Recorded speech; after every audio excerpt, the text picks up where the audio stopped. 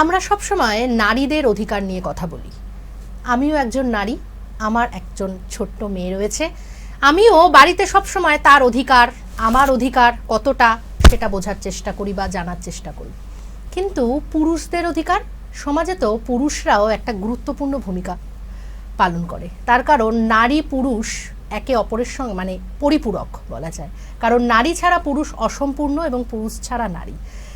এই যে পুরুষদের অধিকার, তা নিয়েই আজকে আমরা কথা বলবো। এবং আমার সঙ্গে পেয়ে গিয়েছি অল বেঙ্গল মেন্স ফোরামের প্রেসিডেন্ট নন্দিনী ভট্টাচার্য। দিদি, আপনাকে স্কাই নিউজ বাংলার পডকাস্টে অনেক অনেক স্বাগত। আমি নিবেদিতা, আজকে শুরু করছি পডকাস্টে পঞ্চবান। দিদির কাছে আমার প্রথমেই প্রশ্ন থাকবে যে হ্যাঁ দিদি, এই যে নারীদের অধিকার নিয়ে আমরা সবসময় কথা বলি, কিন্তু একদম উল্টো রুটে হেঁটে আপনি পুরুষদের অধিকার নিয়ে গলা ফাটান। তো সেক্ষেত্রে মানে কোথা থেকে এই অনুপ্রেরণা? মানে আমি প্রথমেই এই প্রশ্নটা জানতে চাই। এটা তো বোধহয় এই নিয়ে লক্ষ্যবার বলছি। অনুপ্রেরণা কিছু নয়, আমি এরকমই ছিলাম সবসময়, মানে কলেজ লাইফেও এরকমই বলতাম। তখন অবশ্যই কোনো প্ল্যাটফর্মও ছিল না, কখনো ভাবিও নি যে এই নিয়ে কাজ করব। দূর দূরান্ত অবধি কোনোদিন কল্পনাতেও আনা যায়নি যে এসব নিয়ে কাজ হয়। অথচ মজার বিষয়, যখন স্কুল লাইফেই আছি তখনই কিন্তু এই নিয়ে বাংলায় কাজ হয়েছে। 1983 সাল থেকে কিন্তু বাংলায় এই নিয়ে কাজ হচ্ছে। রাধিকাদা করেছেন কাজ, তখন জানতামও না। অনেক পরে এসে মানে কিছু মানুষের সঙ্গে বা ছেলেদের সঙ্গে দেখা হলো একটি টিভি চ্যানেলে, তখন জানলাম যে ওরা এই নিয়ে কাজ করছে। তারপরে তাদের সঙ্গে যোগ দেওয়া, তারপরে কাজ করা। কিন্তু এই ক্ষেত্রেও কিন্তু বাংলা অনেক এগিয়ে। বাংলায় কিন্তু 1983 সাল থেকে জিনিসটা নিয়ে কাজ হয়। অনেকেই জানেন, পীড়িতপতি পরিষদ রাধিকাদা করেছিলেন এবং সেটা চলেছিল অনেকদিন। উনি আজকে রাধিকাদার বয়স হয়েছে, রাধিকাদার শরীরও ভালো নয়, আজকে সেভাবে হয়তো করতে পারি না। কিন্তু এখন আমরা মনে করি উনি এই আন্দোলনের পথিকৃৎ, উনি আমাদের অভিভাবকের মতো। কাজে কাজটা হয়েছে অনেকদিন, আমরা হয়তো অনেক পরে এসেছি। মানে আপনি একজন নারী, সেক্ষেত্রে আপনি মানে পুরুষদের অধিকার নিয়ে। আচ্ছা, আমি একটা কথা বলি, যারা ভারতবর্ষ কেন পৃথিবী জোড়া নারীদের যত আন্দোলন, নারীদের যত অধিকার, আজও নারীদের জন্য যত আইন হচ্ছে পৃথিবীর যেখানেই, তার সিংহভাগ তো পুরুষরাই তৈরি করে দিচ্ছেন। আর ভারতবর্ষে, আমি অন্য দেশের কথা যাচ্ছি না, ভারতবর্ষে আজও যত আইন নারীরা পেয়েছেন, তার মধ্যে কটার পেছনে নারীদের ভূমিকা আছে। এত যে প্রকল্প, এত সব কিছু আমাদের রাজ্যে, কথা আমি ছেড়ে দিলাম, অন্যান্য রাজ্যেও এত প্রকল্প, এত ভাতা, এত সব কিছু, এত আইন, এত সুযোগ সুবিধা, নারীদের ভূমিকা তার পেছনে কতটুকু? সবটাই তো পুরুষের ভূমিকা, সবটাই তো পুরুষ মনে করেছেন নারীর এগুলো পাওয়া উচিত, নারীদেরকে এগুলো দেওয়া উচিত। মানে তাহলে সেক্ষেত্রে কি মানে পুরুষতান্ত্রিক সমাজ, আমরা এটা সব সময় পুরুষতান্ত্রিক সমাজ, এই নিয়ে অনেকবার কথা বলেছি। পুরুষতান্ত্রিক সমাজ নো রিলেটেড টু পুরুষ মানুষ। পুরুষতান্ত্রিক সমাজ একটা কনসেপ্ট। পুরুষতান্ত্রিক সমাজের সঙ্গে জড়িত হচ্ছে ক্ষমতা, পাওয়ার। যেখানে পাওয়ার সেখানে পুরুষতান্ত্রিকতা, অর্থাৎ পুরুষ ব্যাপারটা এখানে ক্ষমতা অর্থে ব্যবহৃত হয়। পুরুষতান্ত্রিকতার বহন করে চলেন নারী পুরুষ উভয়ই, এবং পুরুষতান্ত্রিকতার সবচেয়ে বড় শিকারও পুরুষ মানুষ। পুরুষতান্ত্রিকতাই শেখালো পুরুষ মানুষ কাঁদেন না, পুরুষ মানুষের দুঃখ কষ্ট হয় না, পুরুষ মানুষের ব্যথা বেদনা নেই, পুরুষ মানুষের মানসিক স্বাস্থ্যের কোনো প্রয়োজন নেই। পুরুষতন্ত্রই শেখালো, পুরুষ মানুষকেই বোঝালো তোমার এগুলো হয় না, আর তুমি রবিনহুড, তুমি বাড়ির কর্তা, তোমার এগুলো প্রয়োজন নেই। আবার সেই পুরুষতন্ত্রের আন্ডারেই পড়ে যাচ্ছেন শাশুড়ি, ননদ, সবাই, যারা বাড়িতে ছেলের বউ আসলেই মতলব ভাসতে শুরু করেন কি করে তাকে, আজকে হয়তো এটা কমেছে, কিন্তু তবুও একটা সময় যে কি করে তাকে হেনস্থা করা যাবে, তাও আছে প্রচুর। তেমনি আগেকার দিনেও ছোটবেলা থেকে মেয়েদেরকে বড় করা হতো এই বলে শ্বশুরবাড়ি গেলে মজা দেখবি শাশুড়ি ননদের। তাহলে কোথায় পুরুষতন্ত্রের সঙ্গে পুরুষ মানুষের সম্পর্ক? আজকেও যে অনেক বাড়িতেই যে বউরা বলেন তারা অত্যাচারিত, তার পেছনে মেন মাথা কিন্তু শাশুড়ি, ননদ। হয়তো অবিবাহিত ননদ বাড়িতে আছেন, বা বিবাহিত ননদ রেগুলার বাপের বাড়ি এসে বসে থাকেন তারা, বা যা খুব দণ্ড প্রতাপ। হ্যাঁ, মানে সেক্ষেত্রে শ্বশুরদের সেরকম ভূমিকা বা দেওরদের কাকে বলে পুরুষতান্ত্রিকতা? বেশিরভাগ বাড়িতে আগেকাও যেটা ছিল, এখনো বহু রাজ্যে রাজ্যে যেটা আছে, যে মেয়ে হলে বাড়িতে সবচাইতে বেশি মানে অখুশি হন বাড়ির মহিলা সদস্যরা। ছেলে মেয়ে না হলে সেই বউকে নানান বিশেষণে ভূষিত করেন মহিলারাই, মহিলা সদস্যরাই। তাহলে পুরুষতান্ত্রিকতায় কোথায় মেয়েরা মানে পুরুষ মানুষ আসেন সেখানে? না, আমরা কি দেখি যে সর্বত্রই, মানে আপনি যদি দেখেন যে কোথাও অফিসের বস বলুন বা অফিসের বস মহিলারা হন না, খুব মানে কম, মানে স্ট্যাটিস্টিক্স দেখতে গেলে মানে পুরুষরা অনেক এগিয়ে এই ক্ষেত্রে, বা নারীদেরকে ডমিনেট করে রাখা হয়। ভুল বলছেন আপনি ভুল বলছেন। আজীবন সংসারে সংসারে মেয়েরা ডমিনেট করেছেন, এবং এটাও একটা সেই জিনিসের মধ্যেকারই খেলা যে মেয়েরা বলেছেন আমরা অবলা, আমরা যেখানে মনে করেছেন সবলা বলতে হবে সবলা বলেছেন, অবলা বলতে হবে অবলা বলেছেন। এবং এই পুরুষতান্ত্রিকতা, এই পুরুষ মানুষ আমাদের ডমিনেট করেন, আমরা পুরুষ মানুষের দ্বারা ডমিনেটেড, এই চিত্রটাও তৈরি মহিলাদেরই। আজকে কটা সংসারে আপনি বলতে পারেন যে ভীষণভাবে পুরুষ দ্বারা ডমিনেটেড? সেই জমানা কিন্তু চলে গেছে। সেই জমানার মধু আর কত খাওয়া হবে? সেই জামানা পুরোপুরি যে মানে একটা ভাগকে দেখলে হয়তো সেটা বোঝা যায়, আপনি এখন আপনি বলবেন হরিয়ানা উত্তরপ্রদেশ, না আমি তো সে কথা বলছি না, আপনি বাংলায় বসে বাংলার কথা বলুন। বাঙালি মেয়েদের কজনের সেই জমানা আছে এখনো? আমি বাংলায় বসে বাংলার কথা বলবো, হরিয়ানা উত্তরপ্রদেশের কথা তো এখানে আমি বলবো না। মানে আমি যদি দেখতে চাই মানে গোটা মানে ইন্ডিয়া ধরে আমি দেখতে চাই, বা হচ্ছে এখনো গ্রামে গঞ্জে এখনো কিন্তু মহিলাদের অনেকটা পিছিয়ে রাখা হয়। সেখানে অন্য কথা আসবে, যে কথা আমি বলি যে আজকে যখন কথা আসে সমান অধিকারের বা আজকে সবার সমান অধিকার কিনা, তখন তো আমি প্রথমেই এ প্রশ্ন তুলি যে আজকে বৈষম্যের অনুপাত, নারীর সঙ্গে নারীর বৈষম্য দূর হয়েছে? ও হয়নি তো। কোথায় হয়েছে? সব নারী সমান অধিকার পান? সব নারী সমান সুযোগ সুবিধা পেয়েছেন? সব নারীর কাছে সমান অধিকারের আলো পড়েছে মুখে? পড়েনি তো। প্রথমে তাহলে সেই প্রশ্নের জবাব দিতে হবে। এম্পাওয়ার্ড ওমেন বলে আমরা লাফালাফি করছি, নারী এগুলো দেশে কবে, কটা নারী সমান অধিকার পেয়েছেন? পাননি তো। 30 থেকে 35% নারী সমস্ত রকম সুযোগ সুবিধা নিয়ে সেটা চূড়ান্ত অপব্যবহার করে বাকি নারীদের একদম শেষ করে দিচ্ছেন। তাহলে এবং তার মধ্যে বাংলা কিন্তু অগ্রগণ্য। বাংলায় যে পরিমাণ মিথ্যে কেস, ভুয়ো কেস, বাংলায় মেয়েরা যেরকমভাবে রিল টিল সমস্ত কিছু করে নিজেদেরকে একটা ভীষণ অগ্রগণ্য এম্পাওয়ার্ড ওমেন বলে প্রতিষ্ঠিত করছেন, সেটা কিন্তু অন্য জায়গায় কম। দিদি আমি আর একটা বিষয় জানতে চাইবো যে পরকীয়া ছেলেদের ক্ষেত্রে দেখা যায় যে মানে আমি খুব ক্লিয়ারলি বলতে চাই, যখন মহিলারা প্রেগনেন্ট থাকে তো সে সময় ইন্টিমেসি হয় না, তো সেক্ষেত্রে তখন ছেলেরা মানে এটা খুব অদ্ভুত অদ্ভুত কথা কইছে। কে বলেছে এদিকে পরকীয়া তো মহিলারা এগিয়ে? সেই স্ট্যাটিস্টিক্সও তো বলছে। এসব অদ্ভুত অদ্ভুত কথা বলছেন আপনি। কিন্তু সে সময় দেখা যায় কি অধিকাংশ পুরুষ কিন্তু তার সঙ্গে পরকীয়া করেন মহিলাদের সঙ্গেই তো। তাহলে সেই মহিলাদের স্বামীদের কি হবে? আপনি অদ্ভুত অদ্ভুত কথা বলছেন, আপনার মনে হচ্ছে না? না, এটা তো আবার পরকীয়া বলছে যে নারীরা মানে মানে সঙ্গী খোঁজাতে, শয্যা সঙ্গী খোঁজাতেও যদি বলেন অনেক এগিয়ে, তাহলে সেই স্ট্যাটিস্টিক্সের কি হবে?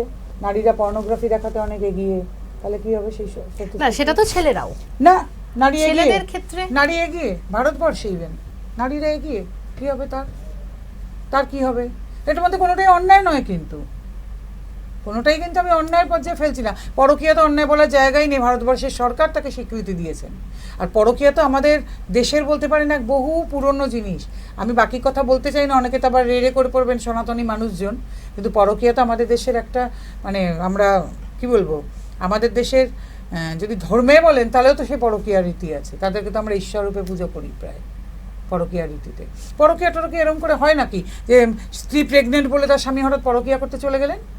তাহলে অনেক স্ত্রীও তো এরকম থাকতে পারেন যে স্বামী হঠাৎ অসুস্থ হয়ে পড়েছেন বলে পরকীয়ায় গেলাম। আর পরকীয়া করতে গেলে মেয়েরা তো প্রথম কথাই এটা বলেন, স্বামী নাকি আর্থিকভাবে যথেষ্ট সক্ষম নন, শারীরিকভাবে তাকে যথেষ্টভাবে সুখ দিতে পারেন না, তাই তিনি পরকীয়ায় গেছেন। আর ছেলেরা পরকীয়া করতে গেলে তখন এগুলো মানা হয়? তখন ছেলেদের লম্পটা চরিত্রহীন বলা হয় না? আপনি তো এইমাত্র সেটা বলতে চাইলেন। কেন?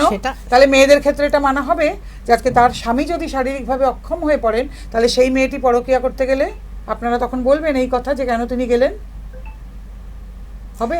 যখন একটি মেয়ে এরকম কিছু করে তখন কিন্তু সঙ্গে সঙ্গে দাঁড় করিয়ে দেওয়া হয় এতগুলো কাণ্ড। একটি মেয়ে যখন তার সন্তানকে পর্যন্ত কুচি কুচি করে কাটছেন, তখন বলা হচ্ছে তার নাকি মানসিক অবস্থাটা ঠিক ছিল না, তার স্বামীর সঙ্গে সম্পর্ক ভালো নেই, তাই নাকি তার এটার অধিকার জন্মে যায়। এটা তো আমরা ছোটবেলা থেকে শুনে এসেছি যে মেয়েদের ক্ষেত্রে সব দোষ, কিন্তু ছেলেদের ক্ষেত্রে না, ঠিক উল্টো। আজকে যেখানে সিচুয়েশন দাঁড়িয়েছে মেয়েদের ক্ষেত্রে সব, ছেলেরা সোনার আংটি সে যা খুশি করতে পারে, লাভ নেই ভাই।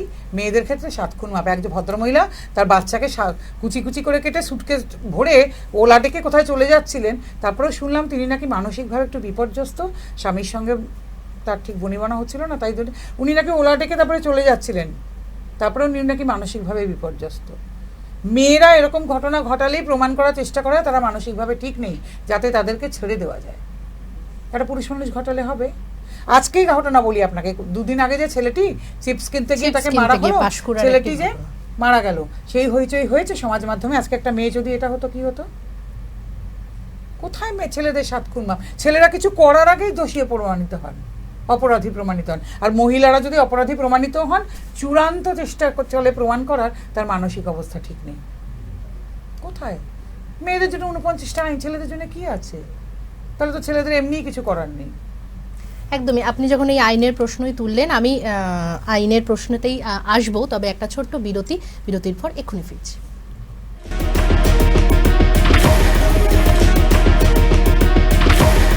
এই অনুষ্ঠানটি নিবেদন করলেন Arin media and entertainment private limited, mydigitech.in, indiabricks.in, advodunia.com। স্বপ্নের কেরিয়ার করতে চান কিন্তু জানেন না কোথায় যাবেন, কোন কোর্সে অ্যাপ্লাই করবেন, কিভাবে অ্যাপ্লাই করবেন, কোন কোর্সের জন্য কোন প্রতিষ্ঠান নাম্বার 1। সব মুশকিল আসান এখানে। কোথায় কি কোর্স, হারির খবর দেব আমি সবার আগে আপনার জন্য। তাই কেরিয়ার নিয়ে আর চিন্তা নয়, আমার সঙ্গে দেখুন বৈঠক প্রতি রবিবার রাত 9টায়। ডিজিটাল অ্যারেস্ট, সাইবার ক্রাইম, সবের মাঝে রং বদলে যাচ্ছে আসল অপরাধেরই। আমি ভয় পাই না, জানাবো আইনের আসল মারপ্যাচ। আমার সাথে দেখুন হ্যান্ডস আপ প্রতি শুক্রবার রাত 9টায়। রাজনীতির টেস্ট পেপার, হয় এসপার নয় ওসপার। প্রশ্ন কিন্তু কড়া, জবাব কি চড়া? শুধুই তর্ক না যুক্তিতেও শান? দেখুন পডকাস্টে পঞ্চবার। কাজের চাপে আপনি নিজের যত্ন নিতে ভুলে যান? চিন্তা করবেন না, আমরা আসছি খুব সহজ কিছু হেলথ টিপস নিয়ে। সুস্থ থাকতে গেলে কি করবেন, কি করবেন না, কি খাবেন, কি খাবেন না, আমরা জানাবো আপনাকে সেই সব যা আপনি কখনোই জানতেন না। দেখুন সুস্থ থাকুন প্রতিদিন শুধুমাত্র স্কাই নিউজ বাংলায়। নীতি না দুর্নীতি, জনদরদি না জনবিরোধী, প্রতিশ্রুতির ফুলঝুরি না মিথ্যের ঝুড়ি। দেখুন কথার কুস্তি।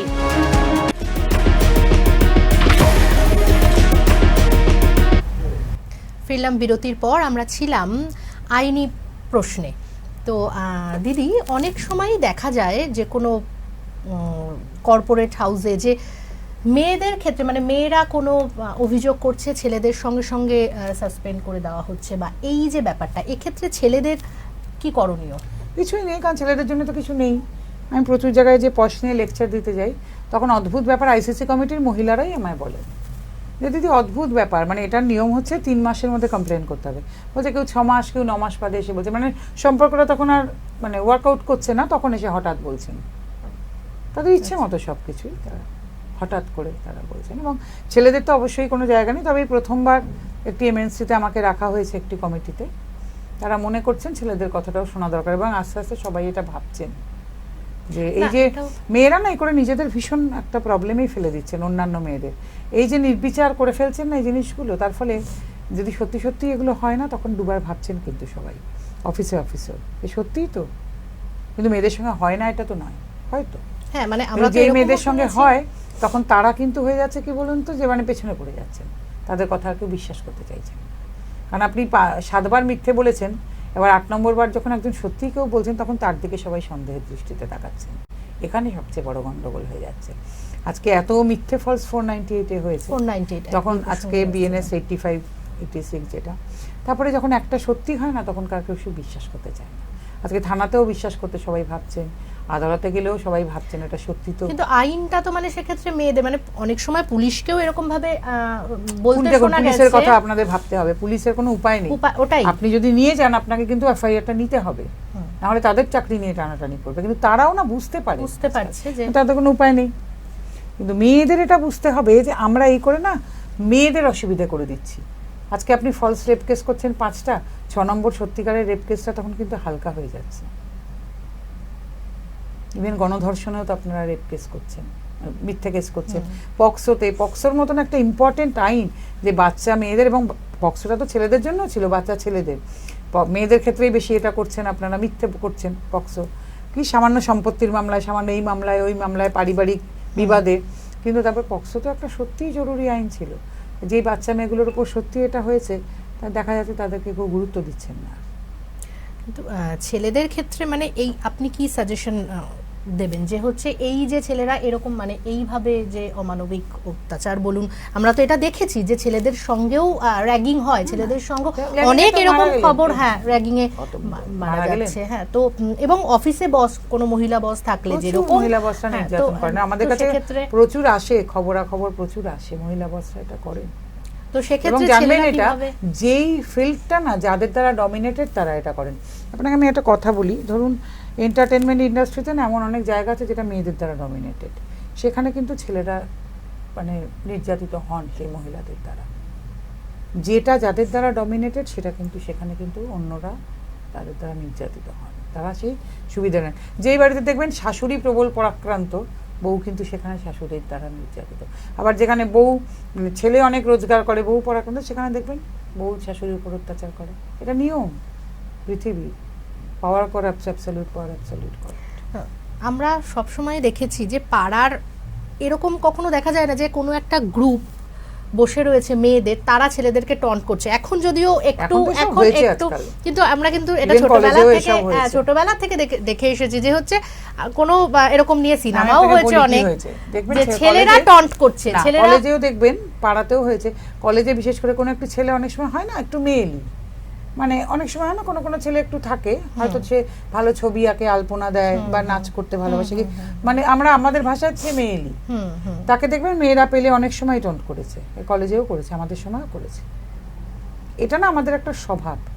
আমরা আর সেই ছেলেটি দেখবেন একটু দলছুট, সে ছেলেদের মধ্যে ভালো মিশতে পারে না, হয়তো একা, মেয়েদের সঙ্গেও মিশতে পারে না, মেয়েরাও তাকে পাত্তা দেয় না, সে একা, সে দলছুট।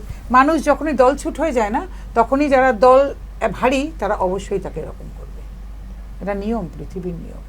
আপনি সম্পর্কে স্পেস বা সম্মান বা যে বিশ্বাস, এইটা নিয়ে কি? এটাই তো সবচেয়ে জরুরি। দেখুন একটা সম্পর্ক, ভালোবাসা সব, আপনি স্বামী স্ত্রীর সম্পর্কে যদি বলেন, ভালোবাসা ব্যাপারটা কি তখন ইম্পর্টেন্ট থাকে? আপনার বিয়ে হয়ে গেছে অনেকদিন, ছেলে মেয়ে আছে, তখন কি আর পরিবার পরিজন, আত্মীয় স্বজন, সন্তান, কর্তব্য, দায়িত্ব সব মিলিয়ে তখন তো আমি তোমার, তুমি আমার, চাঁদ তারা ফুলের ব্যাপারটা তো হয় না।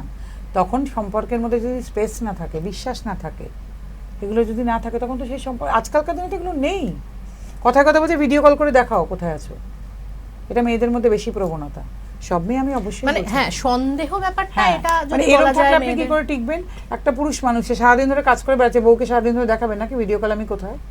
আর কোনো পুরুষেরও এই রোগ আছে, বউকে দেখ, তো এইভাবে সম্পর্ক টেকে নাকি টিকতে পারে? আপনার যদি স্পেস না দেয় না একে অপরকে, কি করে হবে? আমি আমার বরের ফোনের পাসওয়ার্ড জানছি, আমি আমার বউয়ের ফোন ধরছি, ঘাটছি, এগুলো কোনো কথা? এগুলো কোনো সম্পর্ক টেকার কথা? আমাদের বাবা মার জমানাতেও ঠিক এরকম ছিল না, তখনও কেউ নিশ্চয়ই এরকম ছিলেন, আমাদের জমানাতেও কম ছিল। এখন তো এটাই আসল, হামলে পড়ে আমি তোমার ফোন নিয়ে নিচ্ছি, তুমি আমার ফোন নিয়ে নিচ্ছ, তোমার ল্যাপটপ আমি ঘাটছি, আমার ল্যাপটপ। জীবনে আর কোনো কি বলুন তো স্পেস নেই, কোনো রহস্য নেই, কোনো কিছু নেই। আজ 24 ঘন্টা ফেসবুক, হোয়াটসঅ্যাপে আমি তোমার সঙ্গে কানেক্টেড, এই তোমার ফেসবুকে এই কেন কমেন্ট করলো, এই তোমার ফেসবুকে ওই কেন লাইক দিল, হোয়াট ইজ দিস? মানে এটা কি সোশ্যাল মিডিয়াকেই দায়ী করবে? না, সোশ্যাল মিডিয়াকে দায়ী করবে না। আজকালকার দিনে না ছেলে মেয়েদের মধ্যে ধৈর্য, সহ্য, বিশ্বাস, রেসপেক্ট বলে কিচ্ছু নেই।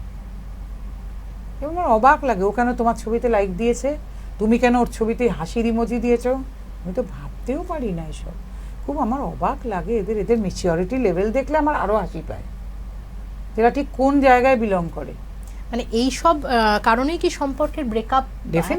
ডেফিনেটলি এগুলো তো একটা বড় কারণ। মানে এখন যেটা শোনা যায়, মানে খুবই ব্রেকআপ এবং ডিভোর্স। আমার একটা করে সন্তান, তো এত পেয়ে বাড়িতে কিছুর বাধা না পেয়ে, মানে এদের আপব্রিঙ্গিংটাও খুব ভুলভাল। তো বাড়িতে যখন যা চাইছে তাই পাচ্ছে, কোনো বাধা নেই, বিঘ্ন নেই। এরা তো স্ট্রাগল করেনি কখনো, এরা বাবা মা কিছুতে বাধা দেননি। এরা জানে না জীবনে 5টা কাজিনের সঙ্গে মিশে থাকা কিরকম জিনিস, আত্মীয় স্বজন কাকে বলে, এটা জানে না কোনোদিন। বাবা মার জন্য ইভেন এরা কোনো স্যাক্রিফাইস করেনি, তো এরা বাবা মার জন্য স্যাক্রিফাইস করতে আপনি বলুন এদেরকে, এরা করবে? তো এরা অন্য কারোর জন্য গিয়ে কি স্যাক্রিফাইস করবে? বাবা মার সঙ্গে এরা মিলেমিশে থাকতে পারে? ওদের বাবা মারা বুকে হাত দিয়ে বলুন তো। বাবা মার সঙ্গে এরা প্রচণ্ড খারাপ ব্যবহার করেন, আমার নিজের চোখে দেখা। তাহলে এরা অন্য কারোর সঙ্গে কি করে গিয়ে ভালো ব্যবহার করবেন? করতে পারবেন না এরা। তাহলে সমাজটা অ্যাকচুয়ালি কোন দিকে এই তো সেদিন আমার কাছে এক ভদ্রলোক, এত ডাইভোর্স, সেদিন আমার কাছে এক ভদ্রলোক এসেছিলেন, তার আগে একজন এসেছিলেন, তার ক্লাস 8-এ পড়া ছেলে, মানে তাকে স্টিলের চেয়ার তুলে এমনভাবে মেরে দরজা বন্ধ করে রেখেছে, আমরা পুলিশ দিয়ে উদ্ধার করেছি। আর সেদিন এক ভদ্রলোক এলেন, 21 বছরের ছেলে, তাকে মেরে বাড়ি থেকে বের করে দিয়েছে। এই তো এই প্রজন্ম, এদের ওপর কিছু আশা ভরসা? হ্যাঁ, এই তো প্রজন্ম। মেয়েরাও খুব অন্যরকম কিছু নয়, তারা শুধু বোঝে বাবা মার থেকে কি করে নেব। এই যে আমরা যেটা আলোচনা করছিলাম যে সম্পর্ক এখন স্পেস নেই, বা সম্পর্কের মানেই বোঝে না আজকালকার ছেলে মেয়েরা। একটা সম্পর্কে না অনেক ত্যাগ লাগে, সহমর্মিতা লাগে, কম্প্রোমাইজ আর অ্যাডজাস্টমেন্ট কিন্তু এক জিনিস নয়, সেটাও ওনারা বোঝেন না, তার তফাৎ অনেক কিছু লাগে একটা সম্পর্কে। এবং সম্পর্কে একটা ছেলে মেয়ে হয়তো, বা মেয়ে হয়তো ধোকা দিয়ে দিচ্ছে, বা ছেলেটা ধোকা দিয়ে দিচ্ছে, মানে এই ব্যাপারটাকে কিভাবে? হ্যাঁ, মানে আজকাল ওদের কাছে এটা কোনো ব্যাপার নয়, আর ওনারা সেটাও বোঝেন না যে একটি মেয়েও হয়তো 5 জনের সঙ্গে সম্পর্ক রেখে চলছে, একটি ছেলেও হয়তো তাই। ওনাদের কাছে এগুলো, ওনারা না এগুলো লয়ালিটি কিছুই ওনাদের কাছে মানে কিছু ক্লিয়ার নয়। আচ্ছা, মানে এইভাবে মানে জীবনটা ওনাদের কাছে খুব ছেলে খেলা। যখন বোঝেন যে সেটা ছেলে খেলা নয়, তখন অনেক দেরি হয়ে গেছে।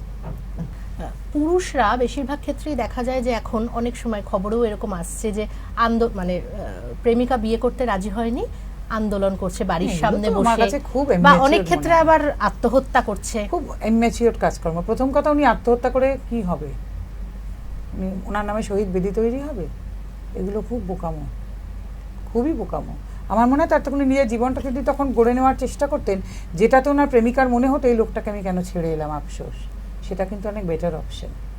আর এই প্রেমিকার বাড়ির সামনে বসে কিসের আন্দোলন? যে মেয়েটা আমাকে বিয়ে করতেই চায় না, তাকে আমি জবরদস্তি বিয়ে করব? এর থেকে লজ্জার আর কিছু হতে পারে? মানে এটা কিন্তু আগে খুব একটা এরকম দেখা যেত না। তাহলে কি আগের পুরুষদের মধ্যে এখনকার মধ্যে কিছু একটা? আগের পুরুষরা অনেক অন্যরকম ছিলেন, আমাদের দাদু, আমাদের বাবা, ইভেন আমাদের তারা একটু রাশভারী অন্যরকম ছিলেন। কিন্তু আমার কাছে কথা, যে আমাকে বিয়ে করতেই চায় না, যে আমাকে মানে তার জীবনে রাখতেই চায় না, তার কাছে আমি জবরদস্তি করে থাকতে চাইবো? এর থেকে লজ্জার আর কিছু হয়? আমার তো মনে হয় না। আমার মনে হয় কোনো মেয়ের ক্ষেত্রে আমি একই কথা বলবো, যদি কোনো মেয়ে বুঝতে পারেন সে পুরুষটি আপনাকে চান না, তার জীবনে আপনি থাকতে চান, আপনার এর থেকে আত্মসম্মান বাঁধবে না? আমার তো মনে হয় থেকে লজ্জা। আমি এক্ষেত্রে কিন্তু একই কথা দুজনের ক্ষেত্রেই বলবো, আমি নারীদের ক্ষেত্রেও এটা বলবো না। তাহলে কি পুরুষরা আজকে মানে এখনকার দিনে হেলাফেলা হয়ে যাচ্ছে? হেলাফেলা না, আজকের দিনে পুরুষের ব্যক্তিত্বটা খুব কম, অত্যন্ত কম ব্যক্তিত্ব আজকের পুরুষের। তারা বিয়ের পরে বউকে এত মাথায় তোলেন, তারপরে আর যখন বুঝতে পারেন মাথা থেকে নামাতে পারেন না। ইভেন গার্লফ্রেন্ডকেও তারা এত মাথায় তুলে ফেলেন, তারপরে আর নামাতে পারেন না, বিয়ের পরে আর নামাতে পারেন না। আজকের পুরুষের ব্যক্তিত্বটা তো খুব কম, এই ব্যাপারে কোনো সন্দেহ। তার জন্য দায়ী তাদের বাবা মার হতো। তারা ছেলেকে এমন করে মানুষ করেন, কোনো ব্যক্তিত্ব নেই তো ছেলের, কারণ ছেলেকে তো কোনো দায়িত্ব দেননি, ছেলের কোনো অ্যাকাউন্টেবিলিটি নেই কোনো কাজের জন্যে। বাবু বাবু করে ছেলেকে এমন করেছেন, আর মায়েরাও মেয়েদেরকে মামনি মামনি করে এমন করেছেন, তাদের তো সংসারে কোনো অ্যাকাউন্টেবিলিটি নেই। সংসারে যে একটা দায়িত্ব, কর্তব্য বা কিছু দিতে হবে, এটা তো তারা শেখেননি। তারা শুধু, আপনি শুরুতে বলছিলেন না অধিকার, তারা শুধু অধিকার বোঝেন, কর্তব্য বলে কিছু বোঝেন না। আপনার তখনই তো অ্যাকাউন্টেবিলিটি তৈরি হবে না, যখন আপনার কোনো দায়িত্ব, কর্তব্য এগুলো আপনি বুঝতে শিখবেন, যে আমি কি দিলাম, আমাদের এখন শুধু আমি কি পেলাম। কাজে যদি শুধু আপনি পেলামের হিসেব করেন, একদমই। দিদি, আমাদের সময় একেবারে শেষ পর্যায়ে, তবে আমি লাস্ট একটা বিষয় আপনার থেকে জানতে চাইবো, সেটা হচ্ছে নারীদের সুরক্ষা নিয়ে কাজ করা বা নারীদের অধিকার নিয়ে কাজ করা, এবং আপনি করেন হচ্ছে পুরুষদের অধিকার নিয়ে, পুরুষ এবং তাদের পরিবার, যার মধ্যে অনেক নারী আছেন কিন্তু। হ্যাঁ, তো সেক্ষেত্রে কোথাও গিয়ে এটা কন্ট্রাডিক্ট করে না? না, একেবারেই করে না। কারণ আমার হচ্ছে পুরুষদের পরিবারে অনেক নারীরা আছেন, তাদের মায়েরা, বোনেরা, অনেকের স্ত্রীরা, অনেকের মেয়েরা, কোথাও কন্ট্রাডিকশন নেই। এন্ড অফ দ্য ডে মানুষকে ভালো থাকতে হবে, এবং যারা সত্যিকারের নারী অধিকার নিয়ে কাজ করেন তারা সবাই আমাকে অত্যন্ত ভালোবাসেন, এবং তারা মনে করেন এই কাজটাও করা উচিত। কারণ এন্ড অফ দ্য ডে সব নারীরই, পুরুষরা কারোর বাবা, ভাই, ছেলে, স্বামী, দাদা, বন্ধু, প্রেমিক, আবার তেমনি সব পুরুষদেরও এরা কেউ মা, বোন, স্ত্রী মেয়ে এরকমই তো। কাজে একে অপরকে ভালো রাখতে পারলে, ভালো থাকতে পারলে তবেই তো সমাজটা সুন্দর হয়ে উঠবে। এটা তো বাইনারি নয় নারী পুরুষের। একদমই একদমই, মানে আমি প্রথম যেটা দিয়ে শুরু করেছিলাম যে নারী এবং পুরুষ একে অপরের পরিপূরক, একদম দিদিও সেটা বলেই শেষ করলো। সত্যি সবাইকে ভালো থাকতে গেলে তো মানে একসাথে নিয়ে চলতেই হবে। আজকে পডকাস্টে পঞ্চবান এ পর্যন্তই। পরবর্তীতে অবশ্যই নজর রাখুন স্কাই নিউজ বাংলার ডিজিটাল পেজে। নমস্কার।